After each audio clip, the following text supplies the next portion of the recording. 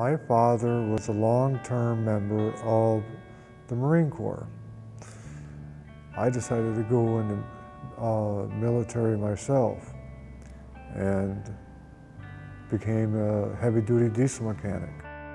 But when I became injured and fell down a bunch of concrete stairs, I split my head open. I woke up in Newark VA Medical in New Jersey with 17 staples in my head, holding it back together. And ever since then, I've had grand mal seizures. They discharged me after 4 years because I was told that I was a liability. It was hard for me to get jobs. I would get short-time jobs, nothing that really amounted to anything, no future. There were a few prospective employers that became my employers that I never said anything to them about my loss of consciousness, and once they found out, they fired me on the spot. I decided to leave the state.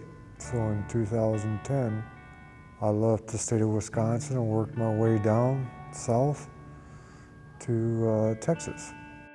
When I first came to Salvation Army, I was just eating here, and I didn't have a certain ID. I didn't have no IDs, and I had to go through the process of that.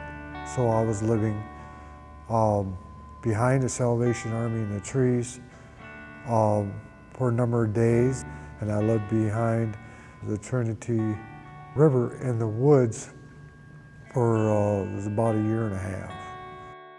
I did portraits and sit in Unity Park and do portraits for people, make a little extra money so I could buy like my cigarette tobacco, my coffee.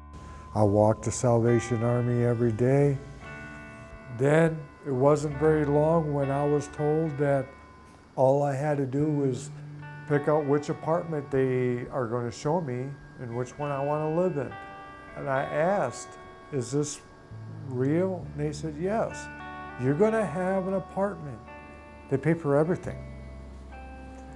And when it comes to my food, every week I go to Salvation Army, go to the food pantry, fill up. The feeling that I feel, like love, kindness, trust, is things that I lost back in the early 90s. And when I'm feeling that again with the help of the Salvation Army, and it's like they never went away.